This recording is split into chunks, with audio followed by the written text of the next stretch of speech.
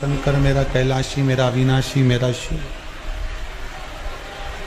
जो नित्य नूतन करता जनमानस पर करता रहता है, नित्य नूतन दया मेरा शिव करता रहता है। मां कामाख्या सेवा समिति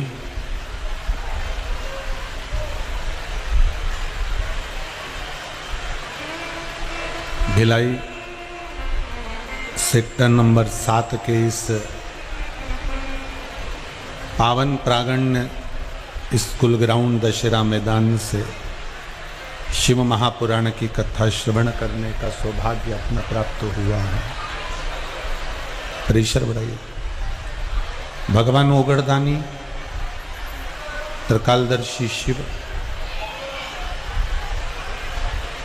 जो जीव पर नित्य प्रति कृपा करता ही है। बस एक बात जरूर है कि थोड़ा थोड़ा संघर्ष जीवन में हर मनुष्य के होता है। थोड़ा परिश्रम, थोड़ा संघर्ष प्रत्येक मानव के जीवन में।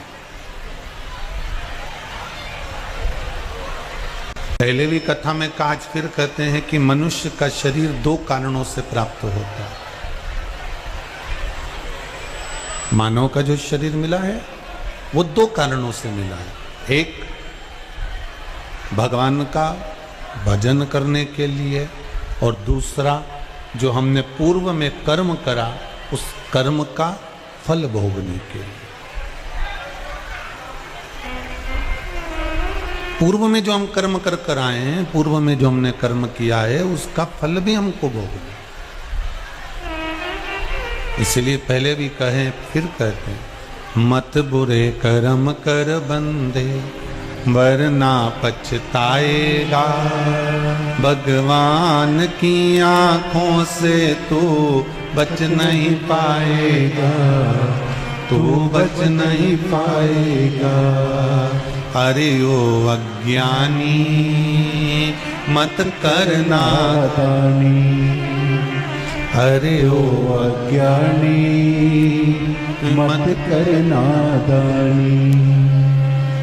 ये अपने कर्म का भोग कोई दूसरा नहीं भोगने वाला, अपने कर्म का भोग हमें खुद भोगना। एक बार भगवान कृष्ण और अर्जुन दोनों घूमने के लिए निकले हैं महाराज। भगवान कृष्ण और अर्जुन दोनों भ्रमण के लिए निकले, दोनों घूमने के लिए निकले।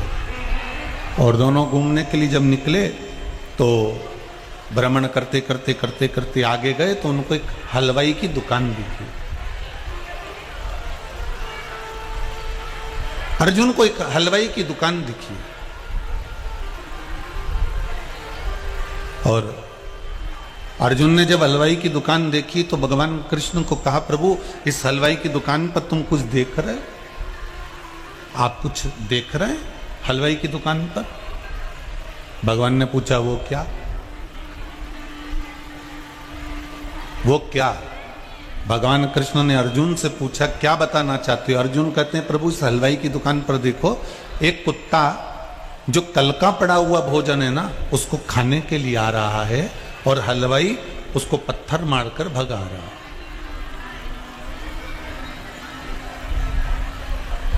कुत्ता फिर भोजन करने के लिए जो पड़ा हुआ कल का भोजन था उसको खाने आया और हलवाई ने फिर पत्थर मारकर उसको भगाया।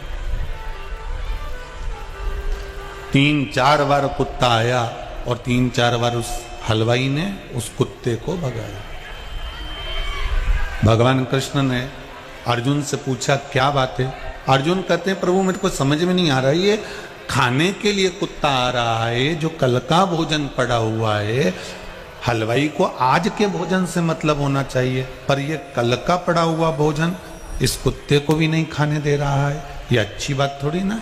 भगवान कृष्ण कहते हैं, अर्जुन तुम्हें मालूम नहीं है, पूर्व में ये जो दुकान दिख रही है ना एक प्रसिद्ध हलवाई की थी। ये जो दुकान है ये प्रसिद्ध हलवाई की दुकान है, बहुत पैसे वाला हलवाई था और पूरे नगर में, पूरे गांव में, पूरे शहर में ये बड़ा प्रसिद्ध था। दुकान पर बैठकर इसने बहुत कमाया, खूब धन एकत्रित करा, खूब पैसा इकट्ठा करा, खूब धन उसने कमा कर रखा। फिर भगवान कृष्ण कहने लगे इसने धन तो जोड़ लिया दुकान पे से, पर नौकर से, चाकर से, परिवार वालों से, रिश्तेदारों से, कुटुंब से, अपने वाले जितने थे ना, इन सबसे इसका मन मोटाव हो गया।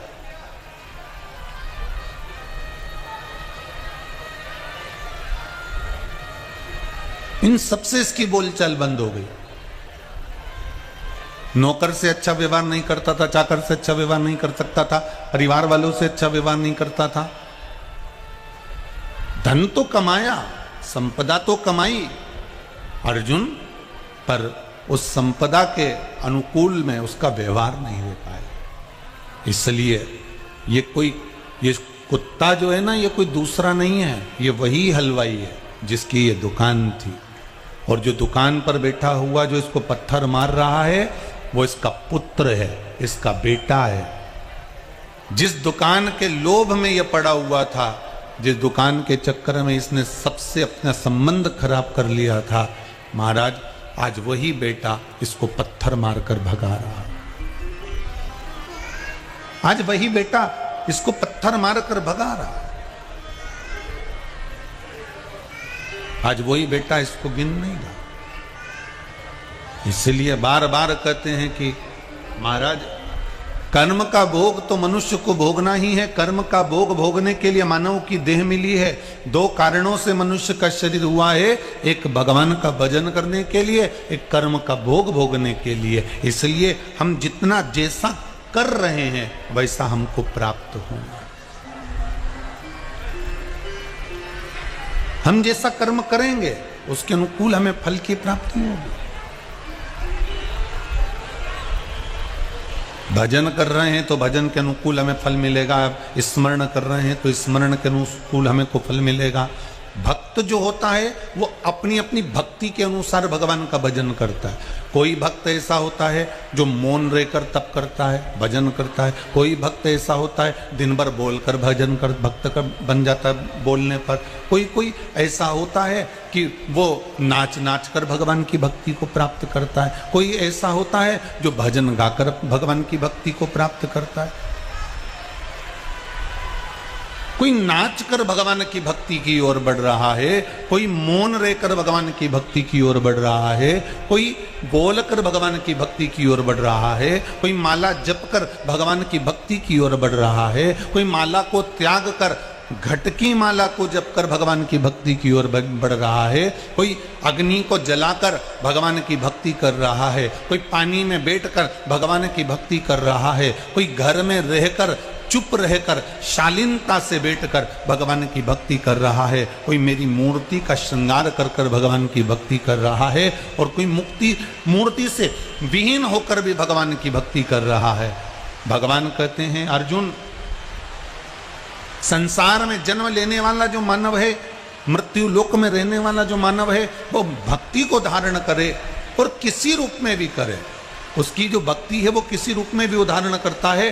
तो अर्जुन एक बात का स्मरण करना कि उसकी भक्ति में कभी हमको खलल उत्पन्न नहीं करना।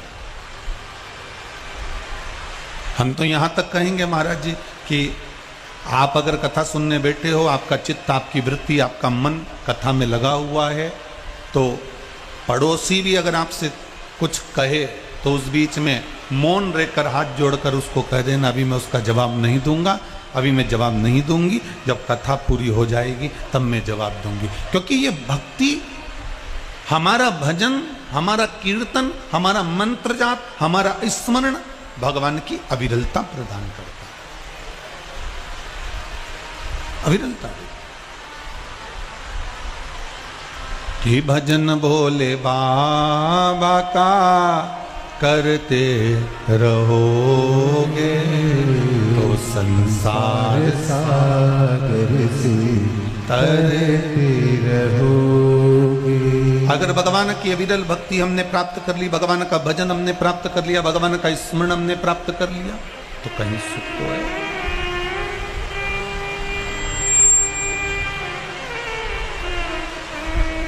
अविरलता हो महाराज।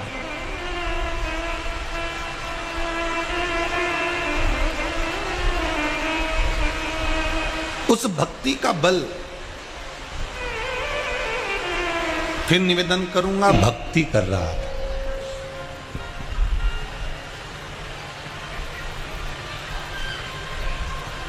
बहुत ध्यान से सुनना, जितने लोग आस्था चैनल पर सुन रहे हो, चाहे फेसबुक मोबाइल पर सुन रहे हो, यूट्यूब पर सुन रहे हो, चाहे इस पंडाल में पानी गिरते गिरते भी श्रवण कर रहे हो, पर अच्छे से सुनना।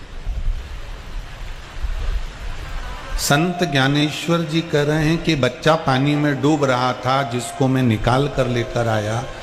आप नेत्र बंद करके बैठे थे, सत्य बताना, क्या आपने इस बच्चे को डूबते हुए नहीं देखा था? इसकी आवाज नहीं सुनी थी?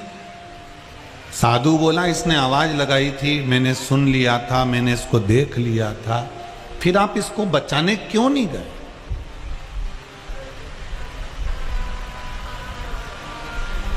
फिर आप इसको बचाने के लिए क्यों नहीं पहुंचे? साधु बोला मैं भक्ति में लगा हुआ था। संत ज्ञानेश्वर जी ने कहा,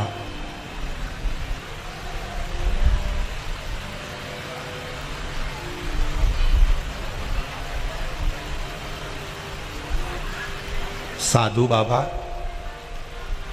संत जी, एक निवेदन स्वीकार करेंगे आप?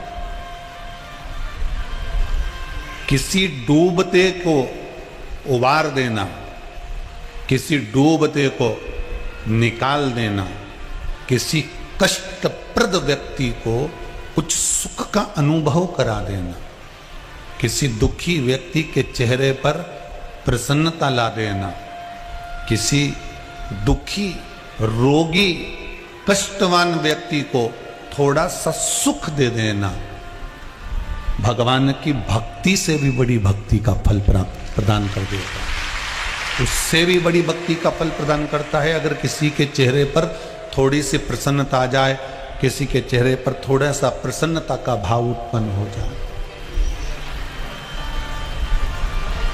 शिव महापुराण की कथा,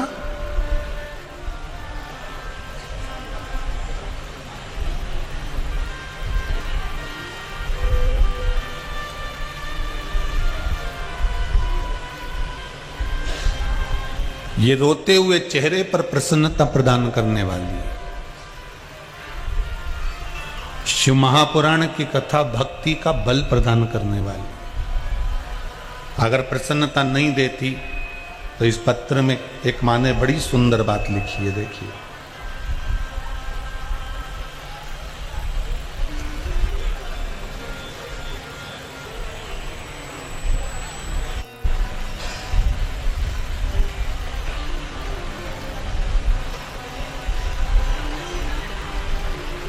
छोटा सा पर्चा है पर अच्छा।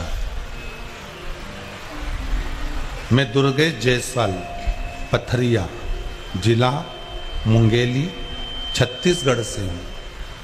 कहीं बैठे हों तो खड़े जरूर होना। आप ही हैं? जरा दोनों हाथ उठाकर हर हर महादेव बोल दो एक बार। हर हर।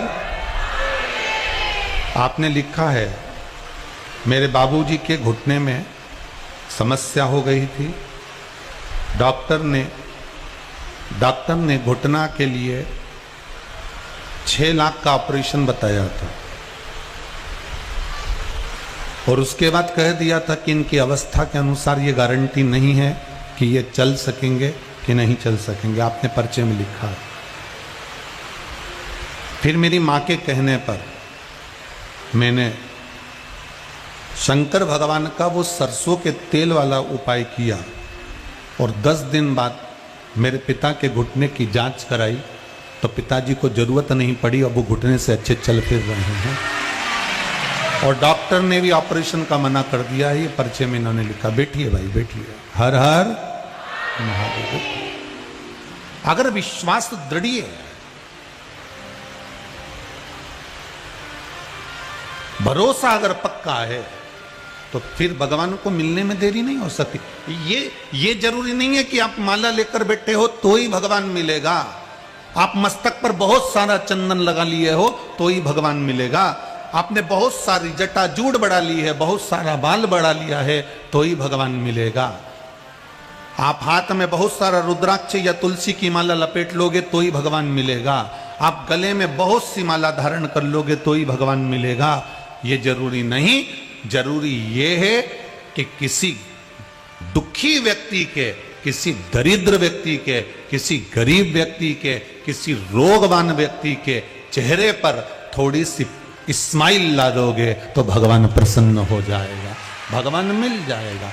भगवान ये कभी नहीं कहता कि मुझे ढोंग प्रिय है या प्रपंच प्रिय है या मुझे छल प्रिय है। भगवान तो कहता है मुझे अविरल भक्ति, और भक्ति भी कैसी कि निर्मल मन सो मोहि पावा। मुझे कोई दिखावे की भक्ति नहीं चाहिए।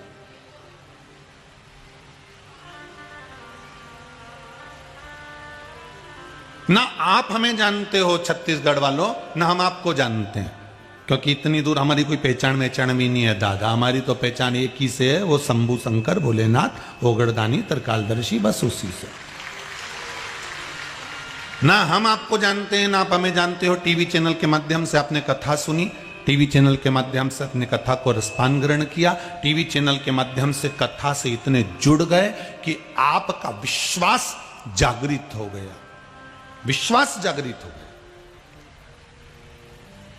और विश्वास का फल इन पत्रों में कहा। कितने पत्रों को सुनाऊं मैं, बहुत सुंदर सुंदर पत्र आप लोगों ने लिखा है। इंद्रोतीन बाई यादव धर्मनगरी डोंगरगढ़ छत्तीसगढ़ से आई हैं। कहीं बैठे हों तो हाथ उठाइएगा या खड़े हो जाइएगा। कहीं दिख रही हो तो बोल देना, हमको अंधेरे के कारण नजर नहीं आ रहा पीछे का। कहीं है, हाथ उठाइएगा अगर दिख जाए तो उन्होंने लिखा है, गुरुजी मेरी तबीयत पिछले 4 सालों से खराब थी। गर्भाशय में जो नारी को तकलीफ होती है वो मुझे भी हो गई। शंकर जैसा कोई वक्ता ही नहीं है। आज तक दुनिया में कोई ऐसा वक्ता बता दो जो अपनी पत्नी को कथा सुना रहा हो, पर शिव जी ने अमर गुफा में बैठकर अपनी धर्म पत्नी को कथा सुनाई है। शिव जैसा वक्ता कहां मिलेगा जो अपना ज्ञान उंडेल रहा है कि तुम ले लो। और पार्वती जी ने 4 बार भगवान शंकर से पूछा था, भोलेनाथ आप कथा सुन बाजते बाजते थक गए होगे, मैं आपके लिए थोड़ा सा जल लेकर आती हूं। शंकर जी ने कहा इस कथा को छोड़कर मत जाना, मुझे प्यास नहीं लगी है, मुझे तुझसे कुछ भी नहीं चाहिए, तू तो केवल कथा का रसस्वादन कर ले, तू केवल कथा का रसस्वादन कर ले, मुझे तुझसे कुछ नहीं चाहिए।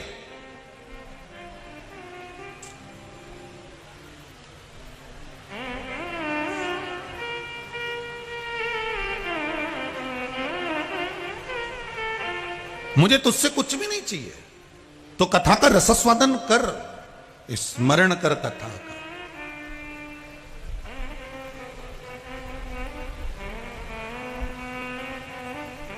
धन की प्रधानता में कथा नहीं होती, मन की प्रधानता में कथा होती है। मन अगर है तो कथा है। इतने बरसते हुए पानी में कौन किसके यहां जाता है साहब? नीचे पानी बह रहा है, खड़े हुए हो, छाता लगाए हुए हो, पन्नी डाले हुए हो, कोई गीले में बैठ रहा है, कोई अपने घर पर फोन लगा कर कह रहा है कि एक आसन ला दो, कोई पन्नी ढूंढ कर बैठ रहा है। आपकी ये भक्ति को मैं नमन करता हूँ साहब, दंडवत करता हूँ। बहुत कठिन।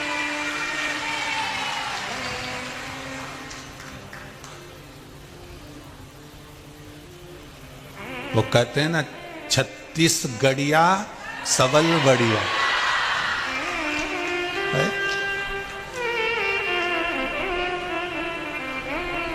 वो आज आप लोगों ने सिद्ध कर दिया है। 36 गड़िया सबल बढ़िया, ये आपने सिद्ध कर दिया।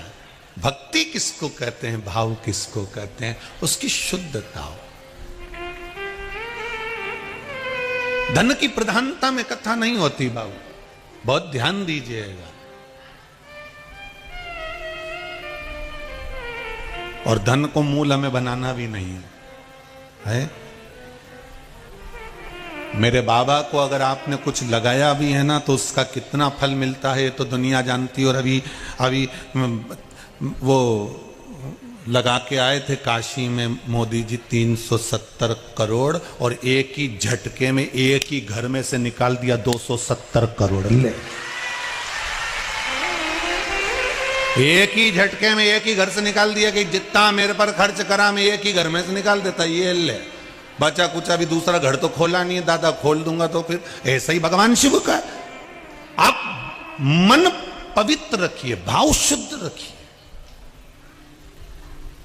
भाव की निर्मलता रखिए।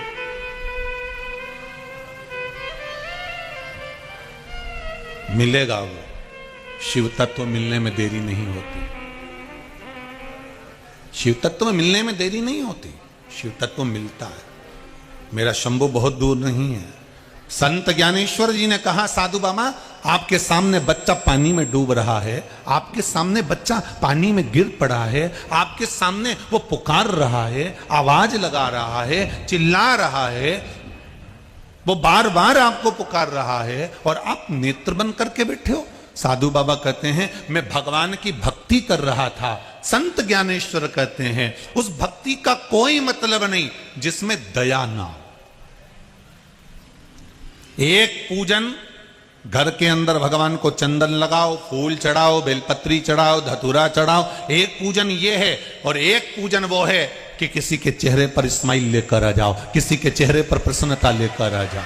वो सबसे बड़ी पूजन है महाराज, उससे बढ़ के कोई पूजन नहीं हो सकती।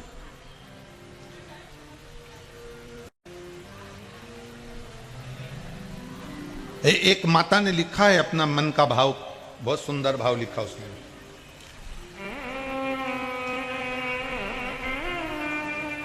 मैं माया गुप्ता, रायपुर संतोषी नगर से आई हूं। कहीं बैठी हो तो हाथ उठाइएगा, कहीं बैठी हो तो। बैठी हैं पीछे, दिख रही हैं तो हाथ हिलाना जरा बहन। हाँ दिख गई, दिख गई, दिख गई, दिख गई। हर हर महादेव। ये पानी का जो अंधेरा है ना, उसके कारण आप लोग नजर नहीं आ रहे। आपने लिखा है दीदी कि गुरुजी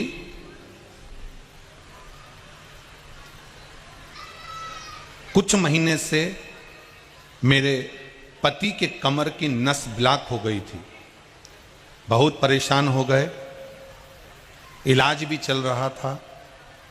तब महीने निकल गए पर आराम नहीं लगा, बेड पर रहे। टीवी पर कथा सुनती हूं, पशुपतिनाथ का व्रत करना प्रारंभ करा, बाबा से विनती कर कर जल वाला प्रयोग करा और आज मेरे पति की तबीयत अब ठीक है, अब कोई तकलीफ नहीं है। बैठ जाओ बहन। हर हर महादेव। बैठिए। शंभू पर विश्वास करा हुआ, शंकर पर अगर आपकी श्रद्धा विश्वास, भगवान की कथा वही कर रही है, संत ज्ञानेश्वर जी का चरित्र वही कर रहा है, संत ज्ञानेश्वर की कथा वही कर रही है कि आप अगर माला लेकर भी बैठे हुए हो तो सोच रहे हो कि मुझे भगवान मिल जाएगा। अगर हृदय में, दिल में आपके भाव शुद्ध नहीं है तो भगवान नहीं मिल सकता, ऐसा वो प्राप्त नहीं हो सकता। निर्मल मन सो मोहि पावा, मोहि छल छिद्र कपट ना भावा। भगवान आपकी भक्ति के बल पर, भगवान आपकी श्रद्धा के बल पर, भगवान आपके विश्वास के बल पर प्रकट होते हैं।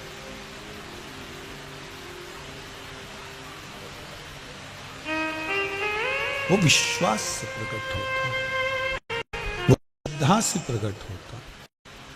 अविरल भक्ति में डूबो आप। एक चीज का स्मरण करिएगा के भगत कभी दिखावा नहीं करते, उनके पास दिखावे का कोई काम नहीं होता। ना तो शंकर भगवान को हमारा 56 भोग चाहिए,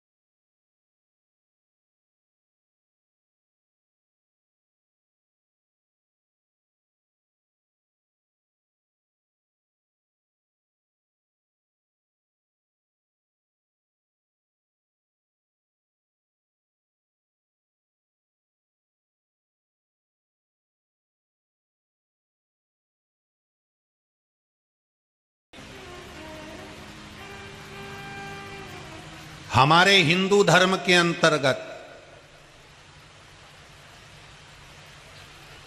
चाहे स्वर्णकार हो, ताम्रकार हो, दर्जी हो, चाहे लोहार हो, ब्राह्मण हो, वैश्य हो, अन्य क्षत्रिय हो, जिस कर्म को आप कर रहे हो, चाहे लोहे का काम अगर आप कर रहे हो, चाहे आप सिलाई का काम कर रहे हो, चाहे आप कटिंग और दाढ़ी का काम कर रहे हो, चाहे आप जो कर्म कर रहे हो, उस कर्म को करते समय शिव महापुराण की कथा कहती है आपको गौरव महसूस होना चाहिए। आप उस कर्म को करते समय अपने आप को गौरवान्वित महसूस करें। चमड़े का जूता बनाने वाला चर्मकार, चमड़े का जूता बनाने वाला चर्मकार, वो अपने आप को गौरवान्वित महसूस करे। झाड़ू लगाने वाला, पोछा लगाने वाला, हॉस्पिटल में सफाई करने वाला, चाहे नगर निगम नगर पालिका में झाड़ू पोछा करने वाला भी अपने आप को गौरवान्वित महसूस करे कि हमारा कर्म बुरा नहीं। हमारी परिपाटी कहां से चली आ रही है? हमारी परिपाटी कहां से चली आ रही है? एक अगर हम जूते का निर्माण कर रहे हैं, अगर हम चप्पल बना रहे हैं, दुनिया के लोग आपको चर्मकार कह रहे हो, दुनिया के लोग आपको चर्मकार कह रहे हो, पर आपको गौरवान्वित महसूस होना चाहिए कि आप कोई साधारण के चेले नहीं हो, आप साधारण के अग्रण्यता नहीं रहे हो। आपके जो पूर्वज रहे हैं वो रविदास जी रहे हैं, मीराबाई के गुरु रहे हैं, कोई साधारण नहीं हो सकते। जिन्होंने मीराबाई के लिए चमड़े धोने के पात्र में से हाथ निकलवा कर गंगा जी का और पानी पिलवा दिया मीराबाई को। मीरा कहती है गुरुजी मैं गंगा के घाट पर आपके लिए मैं आश्रम बना देती हूं। तो रविदास जी कहते हैं मैं काय को गंगा के घाट जाऊं? तो मीराबाई कहती है इस साधु सन्यासी तपस्वी साधक संत महात्मा सब तीर्थ में रहते हैं, आपको भी मैं गंगा के घाट पर अच्छा सुंदर आश्रम बनाकर रख देती हूं। इतने में रविदास जी कहते हैं मैं काय को गंगा के घाट जाऊं? अगर मेरी भक्ति प्रबल है तो गंगा मैया तो मेरे कठौते में पड़ी हुई है, और जिस कठौते में जिस पात्र में रविदास जी चमड़ा धोते थे, उसी पात्र में रविदास जी हाथ जोड़कर कहते हैं, गंगा मैया मीराबाई को प्यास लग रही है, पानी ला दो। और उस कठोते में से, चमड़े के पात्र में से, जिस पात्र में चमड़ा धोया जा रहा था, उस पात्र में से एक सुंदर स्त्री का हाथ निकल कर आता है। हीरे की चूड़ी पड़ी रहती है, हाथ में सोने का कलश रहता है। और मीराबाई को रविदास जी कहते हैं, ले पानी पी ले। मीराबाई नतमस्तक हो जाती है गुरु के सामने। गुरुदेव, आपने दिखा दिया कि संत, साधु, सन्यासी, तपस्वी, साधक, उपासक, जितने संसार के भक्त हैं जो भगवान की अविरल भक्ति को धारण करते हैं, उनको कहीं की जरूरत नहीं, उनको कहीं जाने की जरूरत नहीं पड़ती। उनको उनके सम्मुख में, उनके पास में स्वयं तीर्थ चलकर आ जाते हैं। स्वयं तीर्थ चलकर, उनको कहीं जाना नहीं।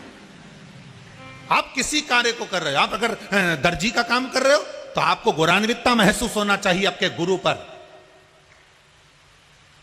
आपके गुरु श्री टेकचंद जी महाराज पर आपको गौरवान्वितता उत्पन्न होना चाहिए कि हमारा गुरु साधारण नहीं था, जिसने परमात्मा के सम्मुख में खड़े होकर, भगवान के सामने खड़े होकर ज्ञान का उपदेश देकर भगवान को भी आनंद की अनुभूति करा दी थी। अगर आप सोने चांदी का काम कर रहे हो, स्वर्णकार हो, तो आपको गौरवान्वितता महसूस होना चाहिए कि आप अजमेर जी महाराज के वंशज हो और आपके वंश में एक ऐसे संत हो गए, ऐसे साधु हो गए जो सोने चांदी का काम करते थे, पंढरपुर में रहते थे, उस महाराष्ट्र की संत की धरा पर निवास कर रहे हैं श्री अच्युत जी बाबा। उनको बाबा कहते हैं लोग, उनको साधु कहते हैं लोग, पर वो तो सोने चांदी का काम करते थे। फिर उनको बाबा क्यों कह दिया? क्योंकि उनका एक नियम था, पंढरपुर में रहने के बाद भी कभी हरि विठल का दर्शन करने नहीं गए, मंदिर के अंदर पांव नहीं रखा। अब सोचो कि ऐसा भी बाबा हो सकता है जो मंदिर के अंदर नहीं गया। पंढरीनाथ के मंदिर में कभी अच्युत बाबा ने अपना पांव नहीं रखा। इस स्वर्णकार ने, सोने चांदी के आभूषण बनाने वाले इस बाबा ने कभी अपना चरण पंढरपुर के पंढरीनाथ के मंदिर के अंदर नहीं रखा। कभी नहीं गए मंदिर के अंदर। चंद्रभागा नदी में नहाते थे, उसी चंद्रभागा के तट पर श्री मल्लिकार्जुन भगवान शंकर का एक छोटा सा मंदिर था। उस मंदिर में जाते थे, वहां लोटा भर के पानी चढ़ाते, प्रणाम करते, नमन करते, मंदिर की सेवा करते, चाकरी करते, शंकर जी से बैठकर बात करते और अपनी दुकान पर व्यापार पर आते और सोने चांदी का आभूषण बनाना प्रारंभ कर देते।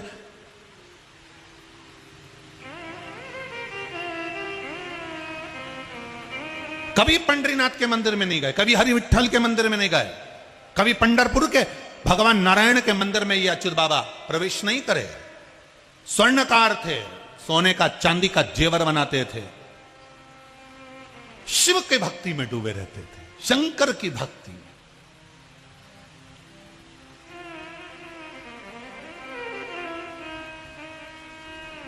एक स्वर्णकार ने पत्र लिखा है, देखो स्वर्णकार, शंकर के भगत अच्युत बाबा स्वर्णकार की कथा चल रही है और आज एक स्वर्णकार ने पत्र लिखा, बड़ा सुंदर लिखा।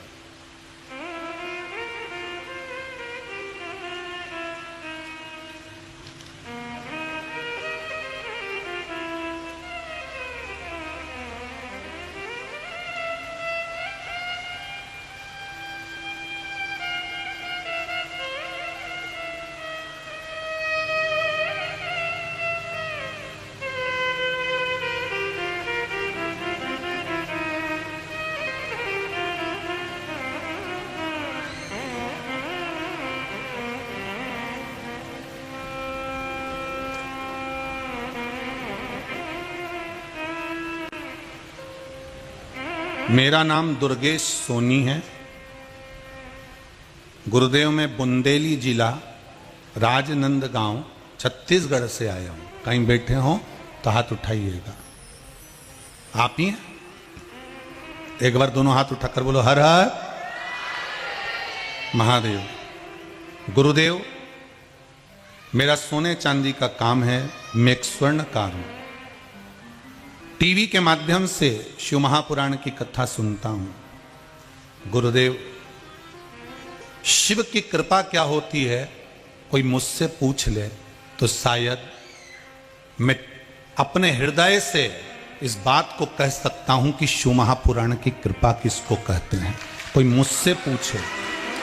अब ये नवयुवक लड़के, ये नवयुवक टीम आज के जमाने में जो बॉलीवुड की ओर जा रही है उसको खींचकर शंकर अपनी ओर लेकर आ रहा है। इससे बढ़कर चमत्कार दुनिया में क्या हो सकता है। आज की नवयुवक टीम मोबाइल पर, फेसबुक, यूट्यूब पर गलत गलत चीजें लिखने में लगी हुई है। उस समय पर ये नवयुवक बच्चे अगर शिव की भक्ति लिख रहे हैं तो क्या गलत। उसने लिखा है बालक ने, गुरुदेव शिव की कृपा और शिव महापुराण की कथा की कृपा क्या होती है कोई मुझसे पूछे। मेरी इतनी कैपेसिटी नहीं थी, पर आपकी कथा में एक बार आपने कहा था कि कोई भी काम करना दिल से करना, दमदारी से करना, भले 1 रुपए से चालू करना। मैंने किसी से लेकर 50,000 रुपए से अपनी स्वर्णकार की दुकान चालू करी थी गुरुदेव। आज 50 से 52 लाख की मेरी दुकान काम कर रही है। ये बेटे ने लिखा है। हर हर महादेव बाबू बैठिए, बाबा कृपा करो। ये बच्चे लिख रहे हैं। 50,000 रुपए से मैंने व्यापार चालू करा था। केवल कथा में सुना था कि हिम्मत मत हारना, शिव पर विश्वास रखना, शंकर पर भरोसा रखकर किसी भी काम में उतर जाओ। केवल उसकी स्तुति का स्मरण करना, उसकी भक्ति का स्मरण करना। और वो 50,000 रुपए से आज मुझे 50 लाख और 52 लाख का काम मैं कर रहा हूं। कोई कमी मेरे बाबा ने नहीं दी और अभी भी मुझे विश्वास है कि मेरा बाबा मुझे और आगे। हर हर हे शंभु, हे त्रिकालदर्शी, हे कैलाशी अविनाशी। महाराज, पंढरपुर में रहने वाले अच्युत बाबा, जिनकी धर्मपत्नी सावित्री, और वो सावित्री निर्माल्य को उठाकर विसर्जन करना,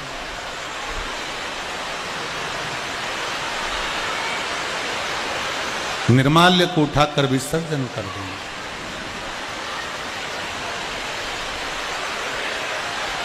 मेरा निवेदन फिर स्वीकार करिए माताओं, बैठने की जगह नहीं है। आप लोग गाड़ियों में जा जाकर बैठ जाइए और गाड़ियों में से कथा मोबाइल पर सुन लीजिए। बहुत पानी भरा है, पाँव पाँव डूब रहे हैं आप लोगों के। पंडाल के अंदर भी बहुत पानी है, इसका ध्यान रखिए आप लोग। फिर निवेदन है, शिव कथा कह रही है, बाबा उगड़दानी की कथा कह रही है। सावित्री अच्युत बाबा की धर्मपत्नी सेवा में लगी रहती थी। और समय आया, एक दिन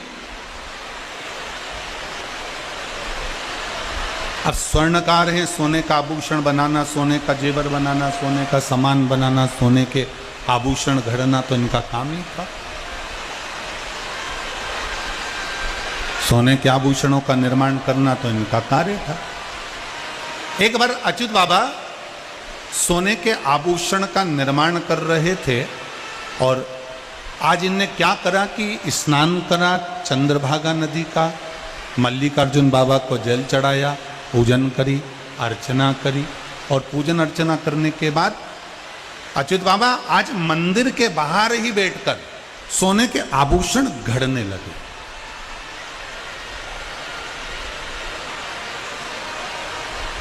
मंदिर के बाहर बैठकर आभूषण घड़ रहे।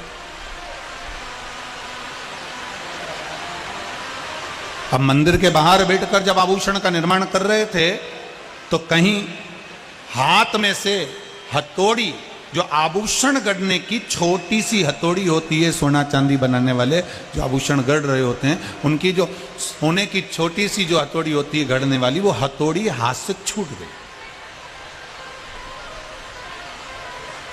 हाथ से वो हथौड़ी छूटी। और देखिए, शंकर भगवान के परम उपासक श्री अच्युत बाबा की जो कथा कर रही है, शिव की आराधना में, मल्लिकार्जुन की आराधना में लगे रहते थे। और वो हथौड़ी जो छूटी वो सीधे हाथ से छूटकर श्री मल्लिकार्जुन बाबा को लग गई। भगवान श्री मल्लिकार्जुन जी को लगी, जिन मल्लिकार्जुन की वो सेवा करते थे।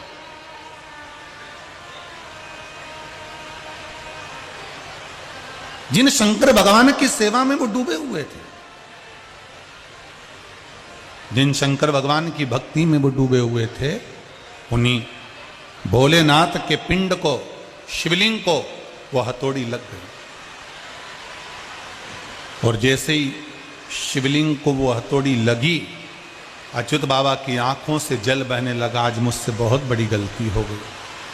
दौड़ पड़े शंकर भगवान के मंदिर में, मल्लिकार्जुन के मंदिर में। अच्युत बाबा दौड़कर भगवान के सामने साष्टांग दंडवत करके कहते हैं, बाबा गलती हो गई, मेरे हाथ से हथौड़ी छूटी, आपको लग गई बाबा, आपके शिवलिंग पर, आपके पिंड पर यह हथौड़ी लग।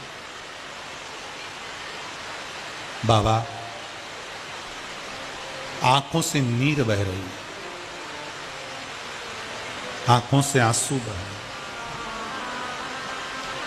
शंभु शरणे मांगू घड़ी रे घड़ी, दुख काटो दया करी ने दर्शन। हथौड़ी छूटी, शिव पिंडी पर लगी, शिवलिंग पर लग गई। और जैसी शिवलिंग पर हथौड़ी लगी, अच्युत बाबा की आंख से जल बहने लगा, नैनों से नीर बह रहा, आंख से आंसू झड़ रहे, नैनों से जल झड़ रहा। शिवलिंग को जाकर स्पर्श किया। श्री मल्लिकार्जुन बाबा के शिवलिंग को, उस पिंडी को स्पर्श किया। अपने तन पर एक पिछोड़ा रखा हुआ था।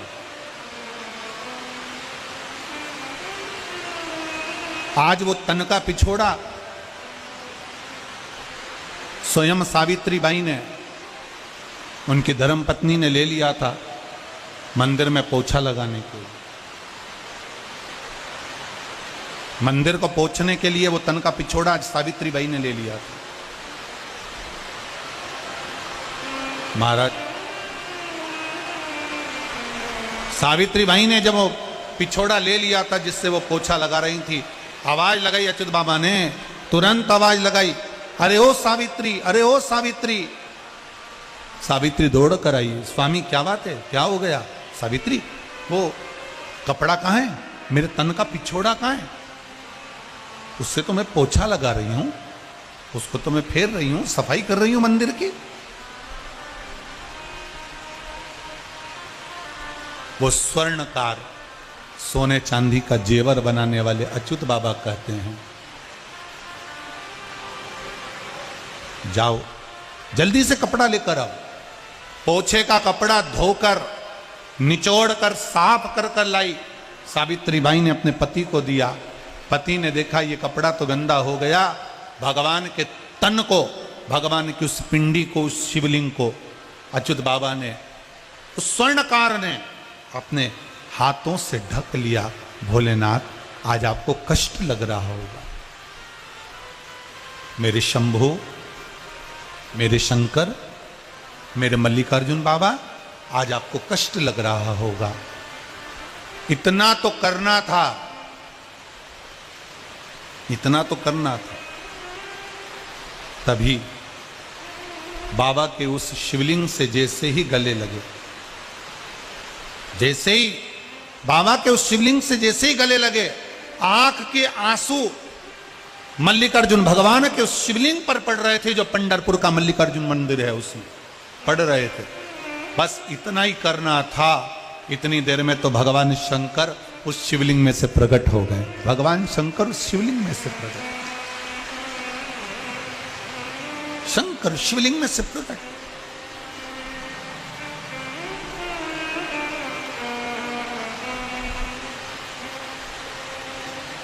जो देखा बाबा भोलेनाथ जी को, जो देखा मेरे शंकर को, वो स्वर्णकार, वो सोनी, वो स्वर्णकार। अच्युत बाबा की आंख से आंसू बह रहे हैं, आप कौन हो? शिवजी कहते हैं मुझे नहीं पहचान रहा? प्रभु आपको तो मेरे हाथ की हथौड़ी छूट कर लग गई है, आपको चोट आई होगी ना, आपको चोट आई होगी। शंकर भगवान कहते हैं अरे ओ स्वर्णकार सुन, हथौड़ी छूट कर मुझे लगी, पर उससे ज्यादा दुख तो तुझे हो गया। बहुत सुंदर प्रसंग है, ध्यान देना। अगर किसी को कष्ट दिया है, किसी को कष्ट दिया और कष्ट देने के बाद आपका प्रायश्चित प्रबल है,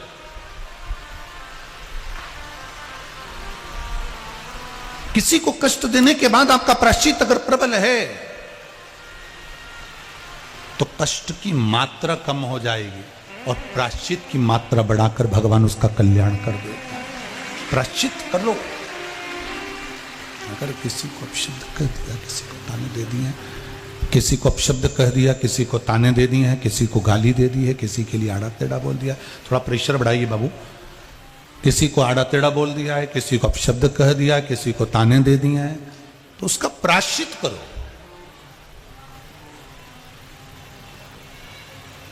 उसका प्रायश्चित करना जरूरी है। शंभू, मल्लिकार्जुन बाबा आपको चोट लगी होगी। शंकर जी कहते हैं मुझे जितनी चोट नहीं लगी उससे इतनी ज्यादा चोट तेरे हृदय को लगी है। तू क्षमा मांग रहा है, बार बार क्षमा मांग रहा है, बार बार गलती की क्षमा मांग रहा है। और फिर निवेदन करेंगे, अगर कोई क्षमा मांगे, बार बार क्षमा मांगे, तो भगवान शंकर भी उसको माफ कर देते हैं। तो आप और हम तो इंसान हैं साहब, आप और हम तो इंसान।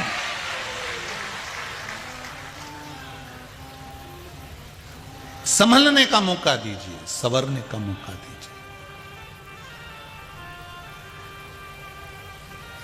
भगवान शिव कहते हैं अरे वो स्वर्णकार, तू तो इतना रो लिया, इतना आंख से आंसू बहा लिया, क्यों चिंता करता है?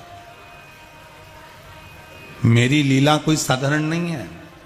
किसी की सामर्थ्यता नहीं कि कोई मुझे हथौड़ी मार दे, किसी की सामर्थ्यता नहीं कि कोई मुझ पर उंगली उठा ले। उंगली उठवाने वाला भी मैं हूं और हथौड़ी फेंकवाने वाला भी मैं हूं। कोई दूसरे का सामर्थ्यता नहीं हो सकती। अगर व्यक्ति ने गलती करी है तो गलती भी शंकर ने करवाई। आपसे कहा था ना कथा में पहले कि आप अगर कुछ गलत करे हो तो भगवान से जाकर प्रार्थना कर लेना, मुझसे गलती हो गई। कई लोग कहते हैं कि हमने उनसे पूछा था तो उन्होंने कहा था हमको पितृ दोष है, कोई से पूछा तो काल सर्प दोष है, किसी से पूछा तो वास्तु दोष है।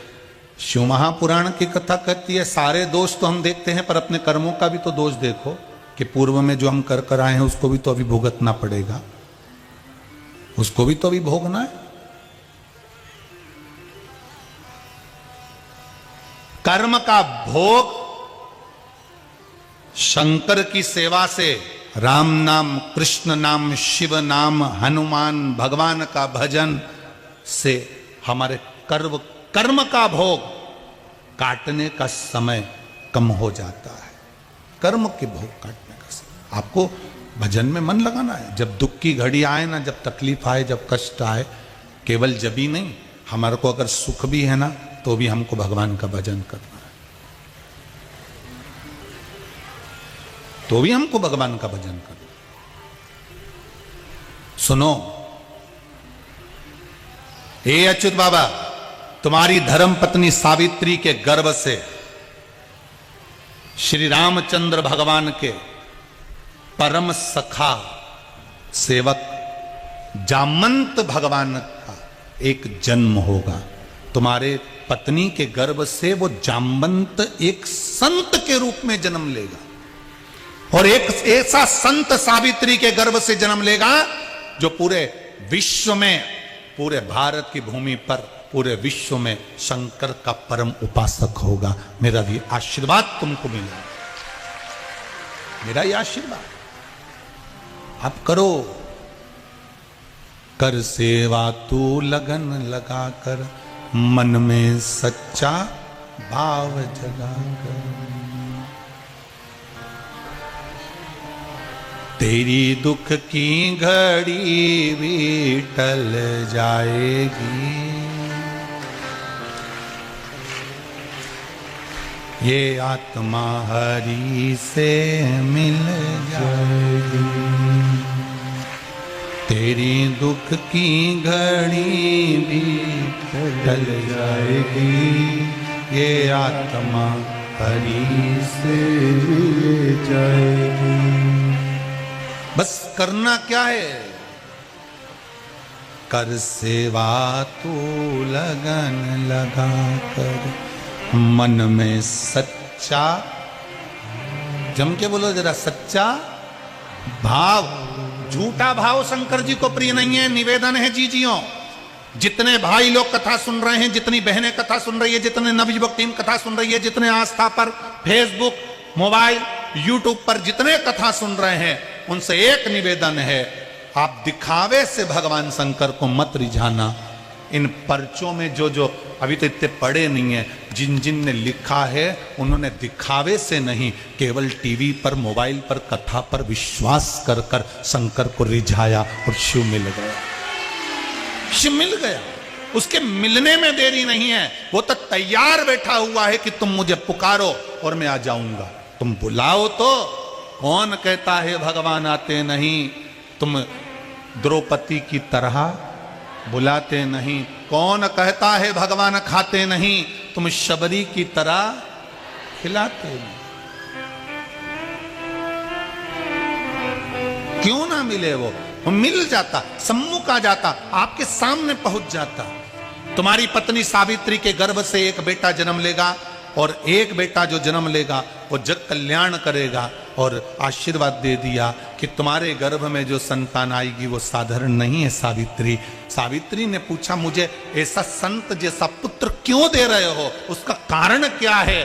शंकर भगवान ने कहा, सावित्री तूने मेरे मंदिर में खूब झाड़ू लगाई है, खूब सेवा करी है, निर्माल्य का विसर्जन करा है, इसलिए तेरे पापों को काटने के लिए, तेरे जीवन को सुखी करने के लिए पुत्र धर्मात्मा दिया। ये जितने संबंध होते हैं हमारे, पति पत्नी, पड़ोसी, बेटा बहू, बेटी जमाई, देवर देवरानी, जेठ जेठानी, सास ससुर, ननंद नंदोई, और मामा मामी, फूफा फूफी, काका काकी, ये जितने भी हैं ना तुम्हारे रिश्तेदार, ये तुम्हारे आज के नहीं है, ये तुम्हारे पूर्व में जो कर्म हम कर कर आए हैं, ये सब वो नोचने वाले चोटे इकट्ठे हुए, ये आज के नहीं है। कई लोगों के मन में आता है, मैं अकेला दुकान पे बैठ के कमाता हूं, मैं अकेला कमाई करता हूं, पूरा घर बैठकर खाता है। पहले तूने इनका खूब खाया, अब इनको खिला। घबराना मत, हिम्मत मत हारना। ये जितने रिश्तेदार मिले हैं हमको, ये सब हमारे पूर्व के कर्म के अनुकूल मिले। बेटा मिला ऐसा, बहू, कई माताएं कहती हैं हम तो हमारी बहू से बड़े दुखी हो गए, बहुत तकलीफें थी। हमने कहा क्या करती है? खूब सुबह से शाम तक गाली देती है। हमने कहा चिंता मत कर, पूर्व समय में तेरी पड़ोसन से झगड़ा होता था, वही जगदम्बा तेरे घर में आ गई है, काय को टेंशन लेके बैठे। कर्म का भोग है, भोगना पड़ेगा।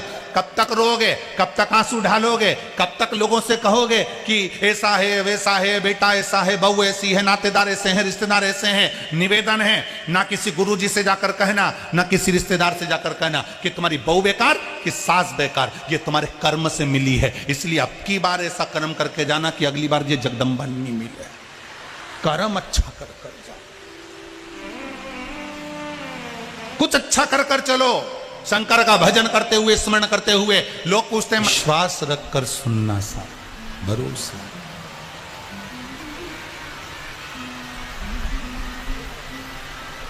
विश्वास किसको कहते हैं, ये एक पत्र में एक माँ ने लिखा है अपनी दशा। हम तो कहेंगे एक माँ की दशा ही है।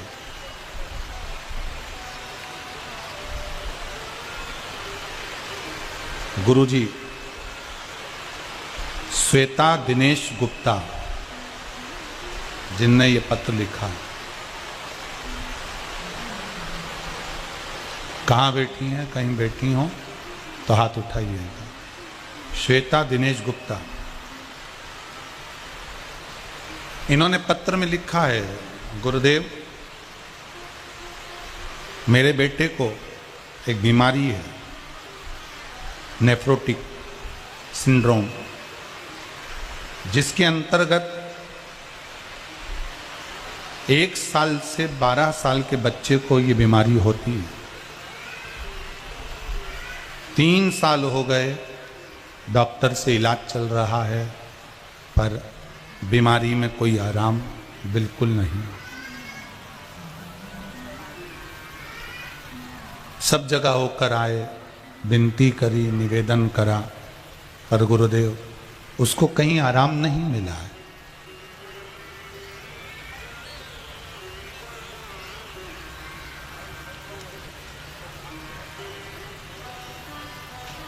ऐसी कोई जगह नहीं जहां नहीं गए।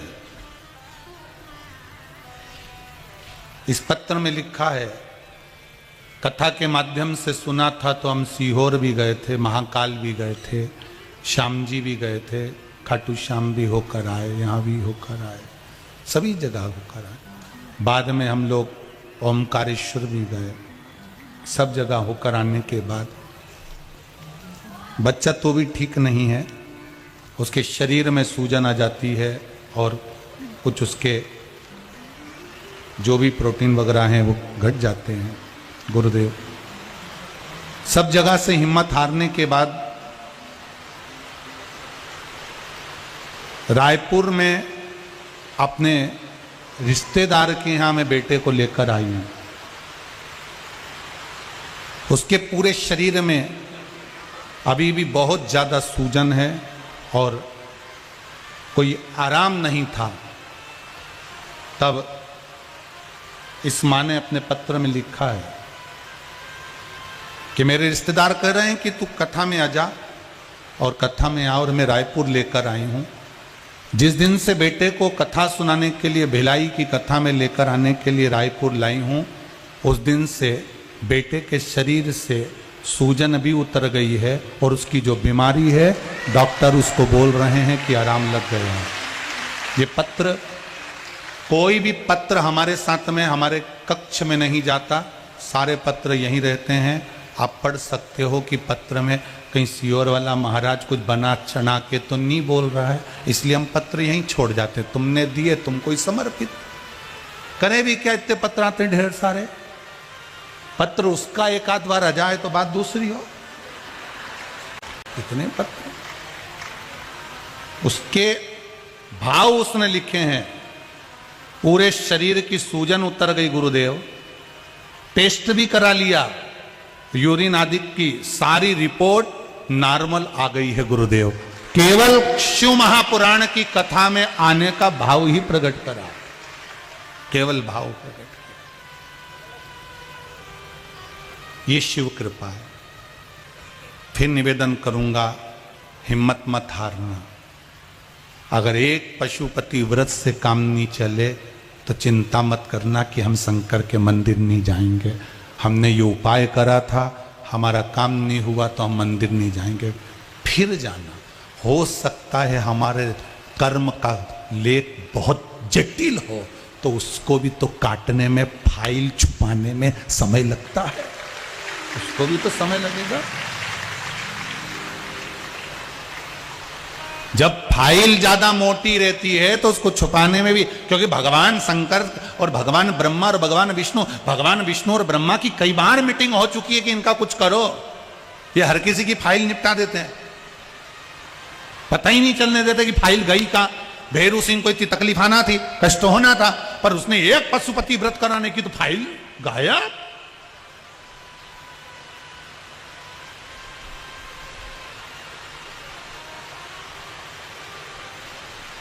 बहुत शिव की भक्ति करना भाई, राम कृष्ण शिव जिसकी मर्जी पड़े भक्ति करो, अविरल करो। इसका नाम नरहरि होगा। ये भगवान का भजन करेगा। बेटा बड़ा हो गया, पिताजी के काम में लग गया, पिताजी के काम में लग गया। एक दिन पिताजी के काम करते करते करते करते मालूम पड़ा कि पास के गांव में एक नगर में सुंदर एक स्वर्णकार जी सोलापुर के पास में रहते हैं। उनकी एक बड़ी सुंदर कन्या है गंगाबाई। उसी के साथ इनका विवाह कर दिया। विवाह करा, कुछ महीने निकले थे और माता और पिता नरहरि जी के शांत हो गए। अकेले रह गए, अपनी धर्मपत्नी और स्वयं। अब जैसे इनके पिता थे वैसे ही ये भी कभी पंडरीनाथ भगवान के मंदिर में नहीं गए, हरि विठ्ठल के मंदिर में नहीं गए। शंकर जी का भजन करना, मल्लिकार्जुन भगवान को जल चढ़ाना, पूजन करना, अर्चना करना, चंदन लगाना, बेलपत्र चढ़ाना, एक लोटा पानी ले जाके शिव जी को चढ़ाना और सुंदर सोने के आभूषण बनाना, क्योंकि स्वर्णकार थे। जैसा कर्म है वैसा करो, शर्म मत करो काम में कभी। सुंदर सुंदर आभूषण बनाते। अब इनके आभूषण इतने अच्छे बनते, इतने अच्छे बनते कि पूरे दुनिया में इनके आभूषण की चर्चा होने लगी। चर्चा होने लगी तभी एक सोलापुर के पास एक सेठ रहते थे जिनका नाम था श्रीपति।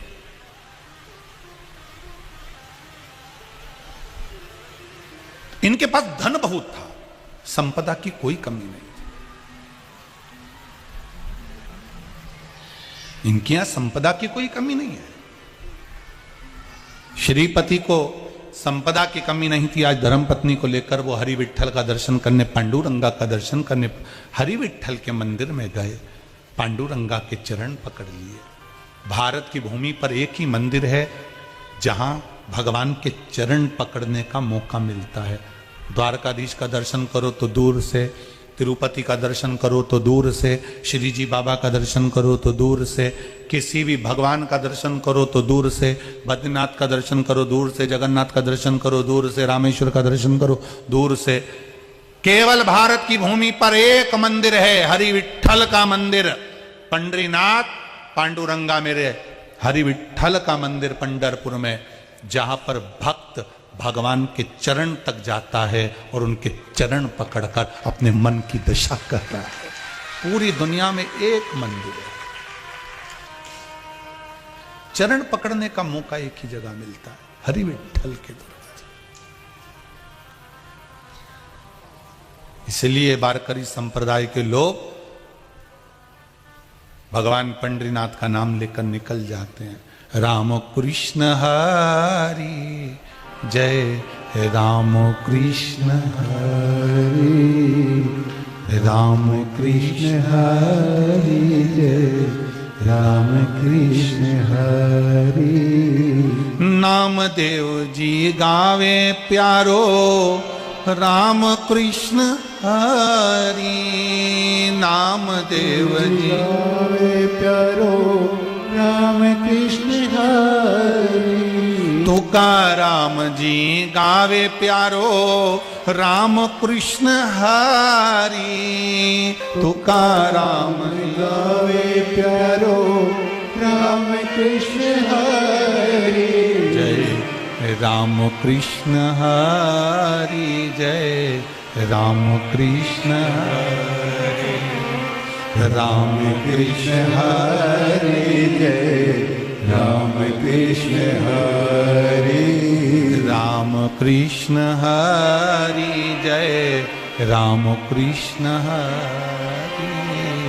राम कृष्ण हरि जय, राम कृष्ण हरि। हरि विठ्ठल के चरणों में श्रीपति पहुंच गए और श्रीपति ने जाकर हरि विठ्ठल के चरण पकड़कर कहा, नाथ, हे प्रभु, हे नारायण, हे विठ्ठलनाथ, हे नारायण, हे पांडुरंगा, हे विठ्ठल।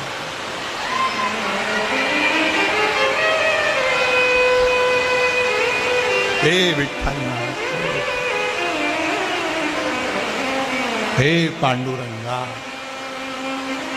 मेरे पास धन तो बहुत है, संपदा भी बहुत है, सत्ता भी बहुत है, वैभव भी बहुत है, सब कुछ है मेरे पास में। श्रीपति कह रहे हैं बस मेरी धर्म पत्नी को संतान नहीं, मेरे यहां कोई औलाद नहीं, मेरे यहां कोई औलाद नहीं है, आप कृपा कर दो। और श्रीपति ने कहा सुनो पंडरीनाथ भगवान, हरि विठल प्रभु, अगर मेरे घर में संतान हो गई तो तुम्हारे कमर का सोने का पट्टा रतन जड़ित बनवाऊंगा, बस इतनी कृपा करो। भगवान को तो लीला करना था, जो सुनार आज तक मंदिर में नहीं आया उसी को बुलाना था, वो क्यों नहीं आया? अच्छा, भगवान भी बड़े बड़े विचित्र, भगवान ये अपने भक्त से चाहते हैं कि भक्त मेरे दरवाजे पर आता रहे। अच्छा, सुख देना भगवान को आता है, खूब सुख दे दे तुमको, खूब दे, गाड़ी ने, बंगला ने, जमीन ने, जायदाद सब भगवान दे दें, पर बीच बीच में भगवान दुख भी थोड़ा थोड़ा दे देता है। उसका कारण है कि भगवान चाहता है कि बहुत दिन से नहीं आई मेरे से मिलने, तो भगवान ने कहा अभी रुक जा, मैं तेरे को एक पत्र लिख के भेजता हूं। तो उनने दुख रूपी पत्र एक छोटा सा भेज दिया, और इतने में जिसके यहाँ दुख रूपी पत्र गया वो दौड़ते दौड़ते पहुंच गया। भोलेनाथ, भोलेनाथ जी ने पूछा क्या हुआ? भगवान बड़ा दुख आ गया, एक्सीडेंट हो गया, ये हो गया, वो हो गया। भगवान बोले बहुत दिन से नहीं आई थी ना, तेरी याद आ रही थी, इसलिए मैंने सोचा एक पत्र भेज दूं तेरे, इसीलिए पत्र भेजा और तू दौड़ के गया। पत्र गया और प्रभु बस वही भाव सामने।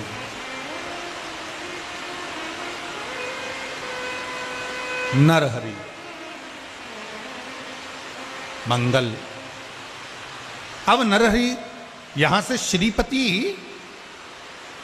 भगवान से कहकर गए सोने का पट्टा बनवाऊंगा, कमर की करधनी बनवाऊंगा, रतन जड़ित बनवाऊंगा, आप मेरे घर में संतान दे दो। और ये गया, 1 साल निकला और इसके घर में संतान हो गई। अब घर में पुत्र हो गया, गांव के लोग कहने लगे अब तो पार्टी दीजिए, अब कुछ अच्छा भोजन वोजन करा दीजिए। श्रीपति ने भोजन की तैयारी करी, पर याद आ गया, धर्मपत्नी ने कहा सबसे पहले पंढरपुर चलिए, हरि विठल के दरवाजे पर जाकर विनय करिए, और जो आपने मांगा है पहले चलकर उस मुराद को पूरी करिए। चलो, और वहां जाकर आपने जो मांगा था, जैसा कहा था वैसा करिए। अब ये श्रीपति पत्नी के साथ, बेटे के साथ पंढरपुर गया, हरि विठल के दर्शन करे। दर्शन कर कर इन्होंने पंडित जी को बुलाया, महाराज जी आपके गांव में कोई अच्छा सुनार है क्या? आपके गांव में कोई अच्छा सुनार? पंडित जी बोले सुनार तो इतना जोरदार है कि उसकी प्रसिद्धि सारी जगत में। अच्छा, पट्टा बना देगा भगवान का? अरे बहुत शानदार। कहाँ रहता है वो? वहां रहता है मल्लिकार्जुन शंकर जी के मंदिर के पास में, जाओ जरा चले जाओ। अब वो गया, उसने जाकर कहा सुनो नरहरि तुम्हारा नाम है? हाँ। क्या भगवान का कमर का पट्टा बना दोगे सोने का? क्यों नहीं बनाएंगे, हम तो स्वर्णकार हैं, हमारा काम है सोना चांदी का काम कर। लाओ हम बना देते हैं। तो आपके पास में नपती है भगवान हरि विठल के कमर की? नरहरि बोले हमारे पास कोई नपती नहीं है, तुम नाप ला दो, हम बना देंगे। उन्होंने पंडित जी से कहा पंडित जी एक काम करो, भगवान हरि विठल के कमर का नाप दे दो। पंडित जी ने कमर का नाप दे दिया, धागा नापा, तोड़ के दे दिया।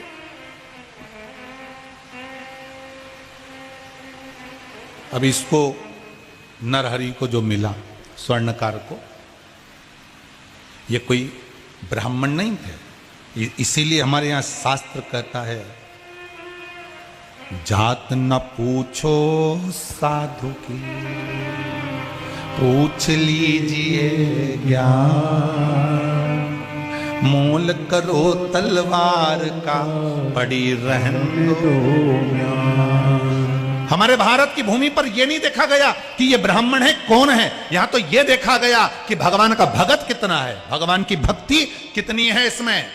रामकृष्ण परमहंस, संत तुकाराम, नामदेव जी महाराज, मीराबाई, कर्माबाई, मुक्ताबाई, इनकी जात नहीं देखी कि ये कौन समाज के थे, कौन कौन धर्म के थे, समाज नहीं देखी गई। इनका तो केवल एक भाव देखा गया, इनका कोई वर्ण नहीं देखा गया कि कौन वर्ण के थे, कौन समाज के थे। कोई क्षत्रिय था, कोई वैश्य था, कोई शूद्र था, कोई ब्राह्मण था। भगवान के भक्त का कोई समाज नहीं देखता। भगवान तो ये देखता है कि मेरा भजन करने वाला है और मुझे पाने वाला है। रविदास जी तो चर्मकार थे, चर्मकार। उन्होंने ये नहीं देखा कि कौन है। भजन, पूजन, संकीर्तन, सत्संग, ये कभी नहीं देखता। कथा सबके लिए, शंकर सबके लिए, भगवान सब